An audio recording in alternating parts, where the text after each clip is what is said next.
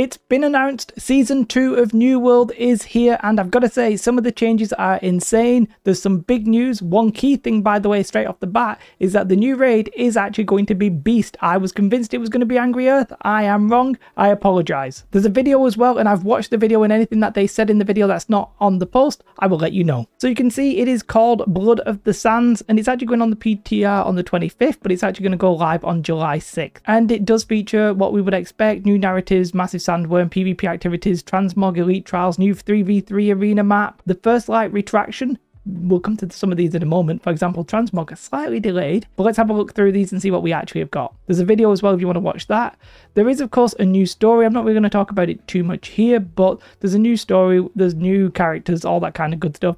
Personally, I probably won't really play through it until it actually goes on live. But yeah, I really like that. It's obviously going to be a thing that we get now. There is, of course, going to be a new season pass, and they did say that there's going to be some like reworking of some things. It introduces the season journey, the new activity card, which you know, pretty much just a little bit of tweak to what we have, I think, new challenges and new rewards, including cosmetics and consumables like Transmog tokens. So for those of you who are thinking about Transmog going to be like a paid service, yes, you're going to get some for free, but you are probably going to have to pay for these Transmog tokens.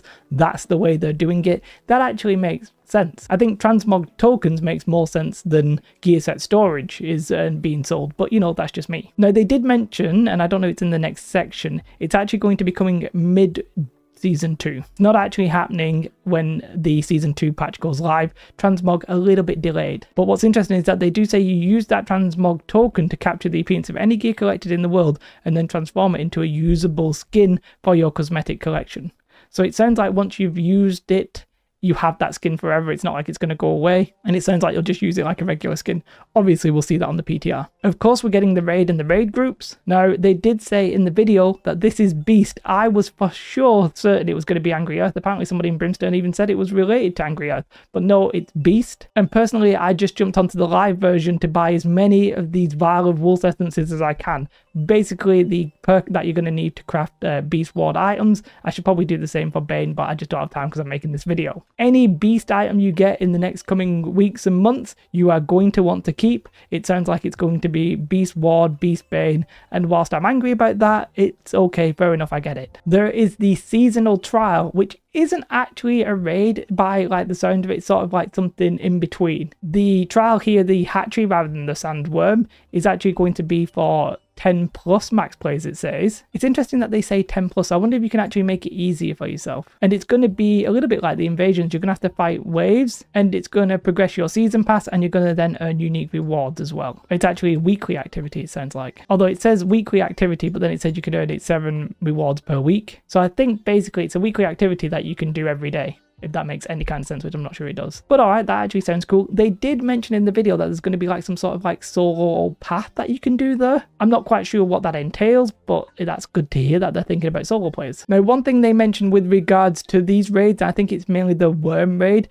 They were talking in the dev video about maybe being able to change the stat of an item, which sounds really good. That's something we really want to see. So they were saying being able to get like a token that'll change it from strength to int. So if you get a good piece of item, but it's just the wrong type of item, then the token from this will let you then change it. That sounds really good. That sort of sounds like something we wanted early on, but it sounds like we're getting that with these trials. Again, they reiterated that the worm boss is actually going to be difficult. I think one of the devs said that they expect only 100 people to do it in the first week. We'll see about that. We'll see if that's true or not. You know, it sounds like it's going to be quite difficult. Obviously, raid groups are coming, and so are Cross World Outpost Rush, but you're not really going to be able to test that on the PTR because it doesn't really make any sense. But then there are some changes to Outpost Rush, and it is what they said all along, that they're going to be changing the scoring, the siege weapons, all kinds of juicy stuff. I'd like to see that on the PTR because they don't really elaborate it here. And then the juicy one, which is the First Light Retraction, they call it, which is basically you can no longer go into First Light. It is being completely changed. A wall of thorns has erupted along the border, barring all access. Basically, if you had stuff in there as well, you're going to get that all refunded. Don't worry about that. All the trading post orders are going to expire.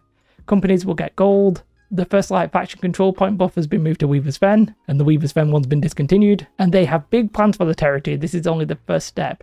My personal theory, and I've not seen anybody really mention this, I think First Light is being changed into a PvP only zone, but I don't think they're just going to flip on PvP. What I think they're doing is they're possibly going to make something like Tamriel from ESO, and maybe the Guild Wars 2 thing where it's like an always online world that's like doing PvP. I sort of think they could do it so that it's instanced and maybe cap the number of players. I think that's probably what we're going to get, or something like that, because they're not just going to change it to another PvE zone. I think that would be pretty boring. So I'm very excited that they're doing that. I think that's looking good. I'm very, very, very eager for it. There is going to be a new 3v3 map for PvP Arena, and whilst a new map's not all that exciting because it's not really new content in a way, it's actually going to replace the old one. This one does look interesting because looks like it's got some steps at the back here. It's got this sort of like walkway where you're going to be able to like fight on it. Yeah, this map looks a lot more dynamic. If I'm honest, this 3v3 map looks more like it might be designed for 5v5. It looks a little bit big in my opinion. There's going to be a lot of places for hiding. Maybe that'll favor melee, maybe it won't. Maybe it'll favor range because you can actually just get like much further away. Like if you're on the steps over here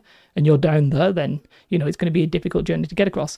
Either way, it's an exciting challenge. Happy to see that as well. There is going to be a new heart rune with the sandworm. They did say that they're actually going to tone down the amount of heart runes. They're going to slow that down. I think basically they're going to just not give us as many because they don't want to overwhelm us. And then when they were talking about seasonal events, it is pretty much what we would expect. We've got the seasonal the summer medley first, sorry. Again, it's to do with music and fishing, so we can sort of expect the same kind of stuff. There's a new music track from the maestro. Then you've got to perform the music 3 times a day. Yeah, it all sounds cool. There's a new expert mode to receive the guitar hero tile. Siege of Sulfur looks like it's going to be a standard world boss event.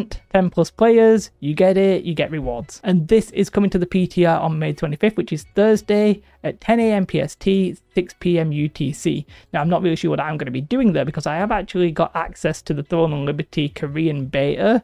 Now, my plan was actually to stream it all day tomorrow, all day Thursday.